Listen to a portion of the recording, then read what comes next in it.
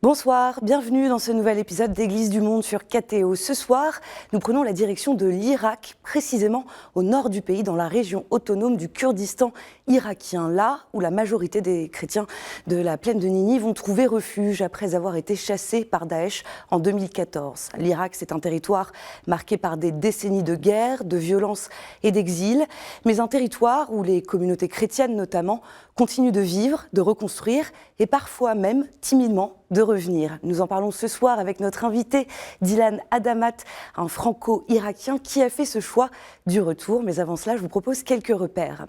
Alors l'Irak, c'est un pays du Moyen-Orient. Ses frontières actuelles ont été dessinées par les Britanniques en 1922. Le pays couvre une grande partie de la Mésopotamie. C'est le berceau de grandes civilisations parmi les plus anciennes. La capitale de l'Irak fédéral est Bagdad. Erbil est quant à elle la capitale de la région autonome du Kurdistan. Le territoire irakien compte plus de 45 millions d'habitants, une population très jeune, puisque selon le dernier recensement national, c'était il y a 1 an et demi, plus d'un tiers de la population a moins de 15 ans. Du côté des religions, c'est un pays majoritairement musulman, avec une forte opposition entre les chiites majoritaires et les sunnites. Alors on parle souvent de l'Irak comme d'un pays mosaïque. Parmi les groupes religieux minoritaires, il faut noter la présence des yézidis, des sabéens mandéens, et des chrétiens. Alors s'il n'existe pas de statistiques précises, on considère que les chrétiens ils constituent bien moins d'1% de la population. Tout de suite, je retrouve mon invité.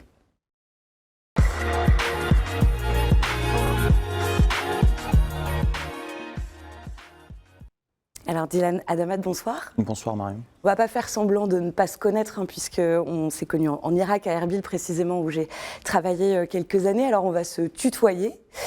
Pour te présenter à nos téléspectateurs, tu es né en Irak, dans une famille chaldéenne, catholique. Vous êtes arrivé en France quand toi tu avais 1 an. Tu as grandi à Nantes, où tu as étudié le droit. Et puis donc tu as fait le choix de retourner vivre en Irak, à Erbil, précisément à Ankawa. Ankawa, à l'origine, c'est un village chrétien, et puis donc en périphérie d'Erbil. Et puis aujourd'hui, c'est collé à la ville. On va revenir sur ton choix du retour, mais est-ce que tu peux nous expliquer à quel moment pour toi l'Irak, ça a cessé d'être seulement le pays de tes parents ? Alors, je pense que j'ai eu la chance d'y aller régulièrement, même dans mon enfance. Donc, finalement, j'ai toujours plus ou moins eu des souvenirs vivants de l'Irak. Et donc, ça n'a jamais vraiment été le pays de mes parents. Mais je dirais, autour de l'adolescence, quand on commence à avoir une certaine conscience des choses et que ces voyages, en fait, sont plus que du simple tourisme. C'est vraiment un retour aux sources. On retrouve notre famille, nos amis, des gens avec qui on aurait pu grandir aussi. Et donc très rapidement, je pense que ce pays finalement a toujours été le mien, comme la France, mais chacun à sa manière. Je le disais, tu es chaldéen. Alors, on ne va pas refaire la longue et grande histoire. Il y a plus d'une dizaine de courants au sein du christianisme irakien. Quand même, pour situer pour les téléspectateurs, les 2 tiers sont catholiques de rite oriental. Donc, il y a principalement les chaldéens, les syriaques, 1 tiers d'orthodoxes. Il y a aussi les assyriens. Dans ce contexte, l'unité, est-ce que ça représente un défi ? Oui, évidemment, c'est un défi. Alors, au sein de la communauté chrétienne d'Irak, qui n'est pas uniquement une communauté religieuse, c'est une communauté ethno-religieuse. On est donc les assyro-chaldéens, comme on dit souvent. On n'est donc ni kurde ni arabe. On parle l'araméen. Donc, on a vraiment une appartenance ethnique et religieuse différente. Ensuite, les divisions viennent finalement des divisions successives de l'Église de l'Orient à l'époque. Mais aujourd'hui, quand on parle l'araméen, on s'appelle tous Suraya. Et en fait, ça englobe tous ces termes que tu viens de citer, oui. Et est-ce que ces différentes communautés, elles se côtoient ou est-ce que chacun reste, pour le dire comme ça, dans sa paroisse ? Non, elles se côtoient complètement. C'est dans le quotidien, en fait, on se connaît tous. Et comme tu l'as cité tout à l'heure, à Ankawa notamment, qui est devenue la grande ville assyro-chaldéenne, syriaque du pays, on se retrouve tous au quotidien. Ensuite, chacun a ses affinités avec l'un ou l'autre, mais ce n'est pas du tout basé sur une appartenance religieuse ou une appartenance d'église, au contraire. Il y a une grande actualité pour l'Église chaldéenne. Le mois dernier, l'élection du nouveau patriarche, Mar Paul III Nona. C'est le chef donc, de l'Église chaldéenne de Bagdad. Comment est-ce que vous avez accueilli cette nomination ? Alors, plutôt positivement, là, je pense que Monseigneur Nona, on voit sa photo à l'image. On voit à l'image effectivement, est quelqu'un de plutôt apprécié au sein de l'Église chaldéenne et au-delà également. C'est quelqu'un qui vient d'Al-Roch, une partie de ses ancêtres est survivante du génocide de 1915, donc c'est des gens qui ont migré du sud-est de la Turquie vers l'Irak à l'époque, et finalement c'est quelqu'un qui rassemble jusqu'à présent, et c'est un rôle très important et très particulier qu'il a dans le contexte irakien. Donc il y a beaucoup de défis, mais jusqu'à présent, ça a l'air plutôt positif. Oui. Je précise, pour donner un peu plus de contexte, il a été archevêque de Mossoul dès 2010. Il a donc aussi vécu l'arrivée de Daesh dans la plaine de Ninive dans les années 2014. Et donc il a été contraint à l'exil et il était considéré comme le pasteur de la diaspora, puisqu'il était archevêque du diocèse chaldéen d'Australie et de la Nouvelle-Zélande. Donc c'est pour ça que vous le connaissez bien. Est-ce qu'il y a des attentes particulières suite à cette nomination ou de cette figure au sein de la communauté ? Alors les attentes, c'est effectivement rassembler au sein de la communauté, avoir cette sensibilité à l'égard de la diaspora, puisqu'aujourd'hui, malheureusement, la majorité de notre population, si on parle de l'Église chaldéenne notamment, mais pas seulement, se trouve en diaspora et non plus dans les pays d'origine, puisque ce n'est pas seulement l'Irak, c'est aussi la Syrie, la Turquie et l'Iran. Donc il y a cette attente, effectivement. Il y a aussi un côté géopolitique qui doit être assumé. Aujourd'hui, les figures religieuses en Irak sont également devenues, de gré ou de force, des figures politiques. Donc il y a ce rôle qui est très stratégique, et d'autant plus quand on connaît la situation des chrétiens aujourd'hui en Irak, qui sont quasiment en voie d'extinction, malheureusement. Donc son rôle sera crucial. C'est une époque charnière aujourd'hui entre cette présence chrétienne massive en Irak à peut-être demain une présence beaucoup plus symbolique. Alors, on va reparler de cet exode des chrétiens, mais avant ça, les chrétiens d'Irak, ils ne se définissent pas uniquement par leur foi.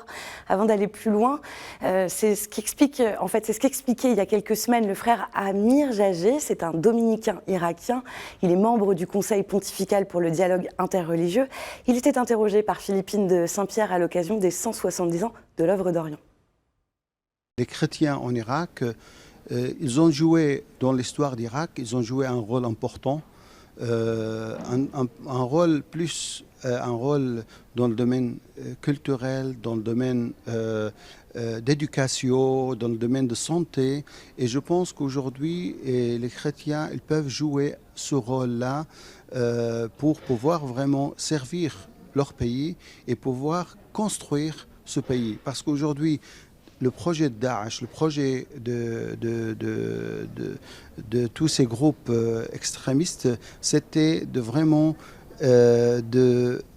pas seulement déstabiliser l'Irak, mais surtout de couper tous ces liens, de couper tous ces bonnes relations. Et je pense qu'aujourd'hui, nous avons besoin de pouvoir vraiment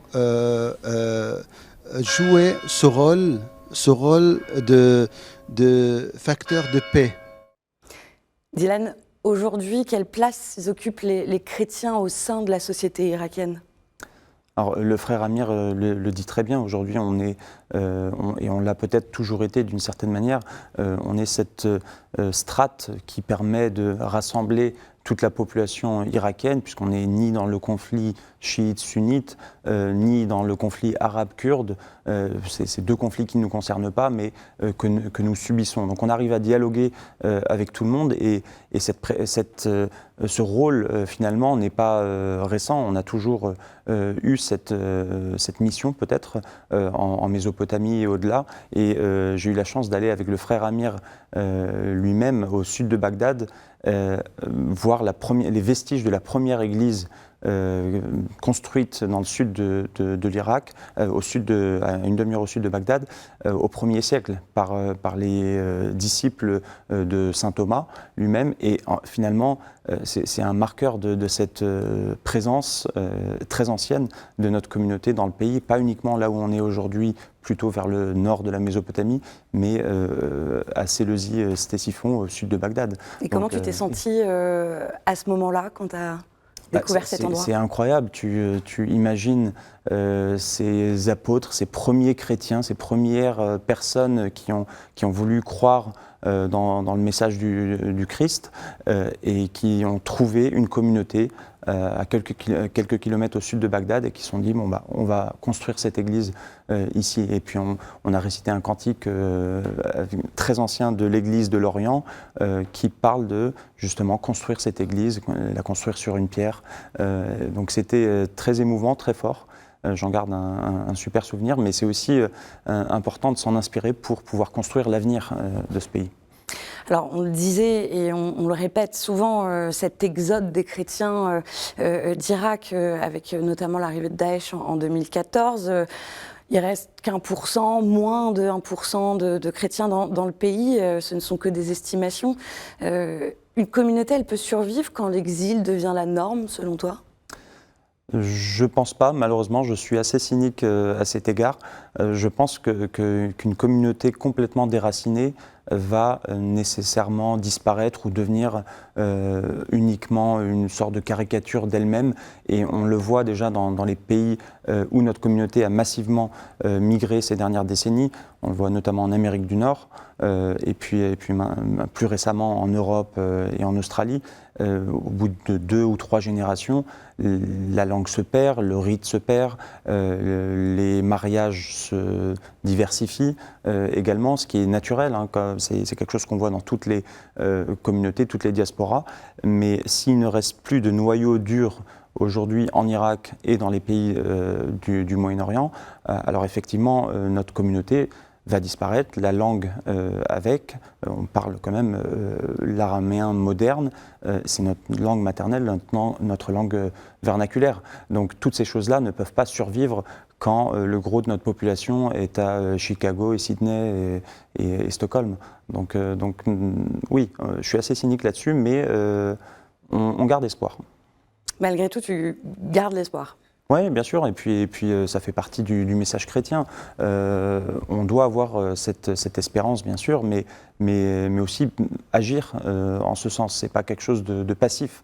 On doit vraiment prendre cette question, se l'approprier et travailler dessus, chacun à sa manière.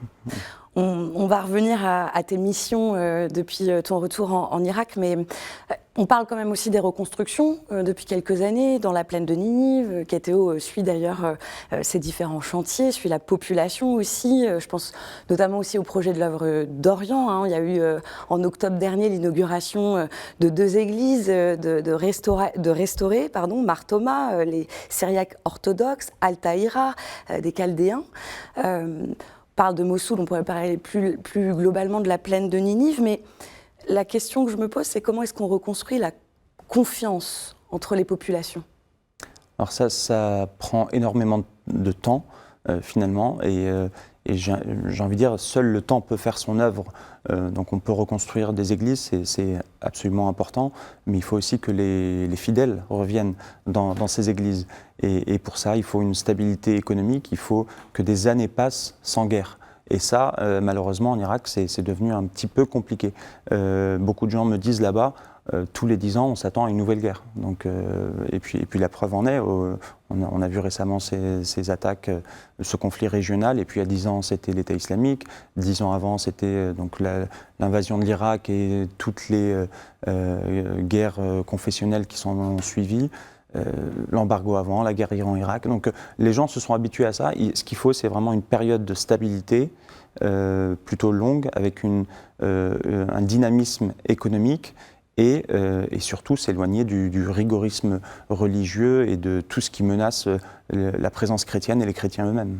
Toi, les chrétiens déplacés qui sont aujourd'hui à Erbil ou à Ankawa, qui étaient originaires de Mossoul, quand tu leur demandes, quand tu leur parles, est-ce qu'ils seraient prêts à retourner vivre à Mossoul ? Je pense que beaucoup aimeraient, peut-être, d'une certaine manière, mais aujourd'hui encore, la plupart n'ont pas cet espoir.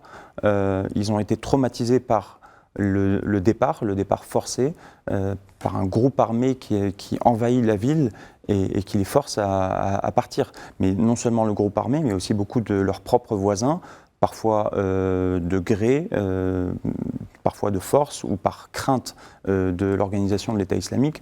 Donc c'est leurs propres voisins qui se sont retournés contre eux après des décennies de coexistence. Donc effectivement, le traumatisme est encore très présent. Malheureusement, beaucoup des gens qui se sont retrouvés à Duhok ou à Erbil n'ont pas vraiment envie de retourner à Mossoul. Et à l'inverse, certains envisagent encore d'émigrer. Alors, on a évoqué les départs, parlons des retours, puisque tu es le cofondateur de l'ONG Le Retour. Avant d'aller plus loin, je vous propose d'écouter le témoignage de Rita. Elle est originaire de Mossoul. Elle a quitté son pays dans les années 2000 à cause de la guerre. Avec sa famille, ils ont trouvé refuge en France. Elle est devenue architecte et c'est précisément la reconstruction de sa ville natale, Mossoul donc, qu'elle a choisi comme sujet de thèse. Elle fait aussi partie de l'ONG Le Retour et elle raconte la première fois qu'elle est revenue en Irak. J'ai beaucoup pleuré la première fois quand je suis arrivée à Mossoul. Parce que ce que j'ai pas dit, c'est que je pensais que j'allais pleurer en descendant de l'avion et c'est pas venu. Et c'était fort pour moi parce que j'attendais ce moment, je l'ai imaginé des milliers et des milliers de fois dans ma tête quand j'étais en France, pendant 10 ans du coup. Et j'ai pleuré d'abord quand j'ai vu ma famille, donc ma cousine que j'avais pas vue depuis 10 ans, ma tante, mes cousins. Voilà, j'ai pleuré en voyant les gens finalement, pas en voyant l'endroit. Et puis j'ai pleuré une deuxième fois quand je suis arrivée devant chez moi, à Mossoul, et j'ai vu l'état dans lequel il était. Donc il n'était pas complètement détruit, il y a des gens qui y habitent, etc. Mais ce n'était pas celui que j'avais en souvenir finalement. Et j'ai pleuré une deuxième fois quand j'étais devant la porte de ma paroisse, donc Oum El Maoun Ad Daima, qui était fermée pour la première fois. Enfin, moi je l'ai toujours vue ouverte. Et là, c'était fermé. Et je pense que ces deux endroits étaient très difficiles. Enfin, à la fois chez moi, la paroisse, parce que c'est là aussi où j'ai fait mes études, en école primaire et en maternelle aussi. Donc voilà, c'était des moments très forts. Et à chaque fois que je m'en souviens, j'ai encore les larmes aux yeux. Donc oui, le retour, c'était pas un retour facile. Elle en parle très bien, Rita, de ce retour qui n'est pas facile. Alors Rita, elle travaille sur Mossoul, ce qui lui permet d'aller et venir, mais elle ne s'est pas complètement installée en Irak. Qui revient ? Quels sont les profils que tu reçois au sein de ton ONG ? Alors les profils des revenants sont très variés et c'est ce qui est intéressant, ça reflète aussi les vagues d'émigration. Donc on a aujourd'hui des jeunes de la deuxième ou troisième génération qui ont complètement été déconnectés de leur pays d'origine. Parfois leurs parents ne sont jamais revenus en 50 ans et eux choisissent de revenir redécouvrir leur pays sans les traumatismes du passé. Ils ont un regard complètement neuf et ils voient ce qu'est l'Irak aujourd'hui alors que leurs parents leur racontent ce qu'était l'Irak hier. Et donc ce profil, c'est le profil un peu militant ou pas forcément dans le sens politique, mais en tout cas des gens qui ont conscience de la question du retour. On a cela. Ensuite, on a beaucoup de retraités, des gens qui veulent retourner au village pour leurs dernières années. Et puis un profil un peu intermédiaire qui est pour moi celui qui a le plus gros potentiel. C'est les gens qui sont partis il y a 10, 15, 20 ans, qui se sont plus ou moins intégrés dans leur nouveau pays. J'en connais beaucoup ici en France, dans d'autres pays européens et ailleurs. Et donc ceux-là ont cette capacité à revenir parce qu'ils n'ont pas encore été complètement déconnectés du pays. Ils connaissent les langues locales. Ils ont souvent encore un peu de famille là-bas, voire un logement, une maison. Et donc ceux-là peuvent revenir de manière, je dirais, plus efficace dans le sens où leur intégration sera peut-être plus réussie que ceux qui sont partis à 50 ans et qui doivent tout réapprendre de zéro. Est-ce que tout le monde doit revenir selon toi? Est-ce que tout le monde peut revenir? Alors, si ça tenait qu'à moi, effectivement, la majorité reviendrait, mais je suis aussi réaliste. Je sais bien que c'est très difficile, et puis on vit dans une époque où il y a une logique de carrière, des logiques économiques, et puis les gens se construisent une vie de famille.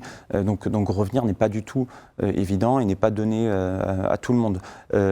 Quelles sont les limites? Les limites, c'est tout simplement le quotidien qu'on vit dans le monde occidental. Pour beaucoup, pour moi, il y a deux grandes limites qui viennent un peu après les études, quand on commence dans la vie active. C'est souvent un crédit immobilier qui finalement nous attache à ce pays pendant 20 à 30 ans, et puis la vie de famille. Quand on commence donc à être marié, à avoir des enfants, les enfants sont scolarisés et on ne veut pas chambouler ça. Donc il y a une espèce de moment, une espèce de flottement entre l'âge de 25-30 ans et 50 ans, où finalement on est un peu figé, et migrer, que ce soit dans un sens ou dans l'autre, sera dans tous les cas difficile.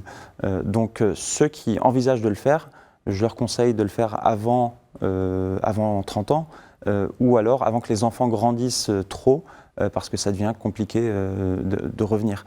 Mais il y a aussi l'instabilité de la région, on en parlait un peu, on l'a vu ces derniers mois avec la guerre en Iran. Toi-même, tu étais encore à Erbil, tu étais à Erbil à ce moment-là. C'est pas forcément évident de tout quitter pour aller dans un pays qui reste instable. J'ai une dernière question, on arrive doucement à la fin de l'entretien. Dans ce contexte, dans un pays comme l'Irak, ce pays mosaïque, comment est-ce qu'on passe, selon toi, de la coexistence au vivre ensemble ? Alors finalement, dans cette région, on a toujours plus ou moins coexisté, plus ou moins vécu ensemble entre toutes les communautés. C'est un patchwork incroyable de communautés et de religions, donc en Irak et puis dans le Moyen-Orient en général. Et finalement, il n'y a pas de bonne solution. Il y aura toujours des ajustements en continu, et puis parfois des religions ou des communautés qui vont dominer les autres, et puis demain, ce sera peut-être une autre. Donc il ne faut pas être naïf à cet égard. Ça évoluera toujours, et puis les guerres que tu as citées tout à l'heure, il y en aura probablement encore dans le futur, et voilà, il faut réussir à intégrer tout ça. Dylan, juste avant de se quitter, je te propose de passer à la toute dernière partie de cet entretien, des questions courtes, des réponses très très courtes. Quelle figure catholique marquante en Irak t'inspire particulièrement ? Alors je dirais Monseigneur Najib, qui a sauvé les manuscrits à Mossoul, mais aussi le Père Antoine, qui était directeur des Jésuites, d'une ONG jésuite là-bas, très inspirant. C'est des gens très inspirants. Quel sanctuaire ou lieu de pèlerinage dans lequel tu aimes te ressourcer en Irak ? Le monastère Marmati, qui est un monastère syriaque orthodoxe dans la plaine de Niv, dans les hauteurs, un endroit magnifique. Et puis il faut imaginer des milliers de moines qui ont vécu là-bas il y a quelques siècles. C'est très très beau. Et une intention de prière pour les chrétiens d'Irak ? Oui, évidemment, on prie pour les chrétiens, pour eux et puis pour nous finalement, puisqu'on est là-bas, et pour tous ceux qui nous soutiennent, ce soutien qui est absolument précieux et indispensable. Merci beaucoup, Dylan, d'être venu sur le plateau, d'avoir accepté l'invitation. J'étais ravie de cet échange. Merci. Tout de suite, on continue avec la chronique du monde.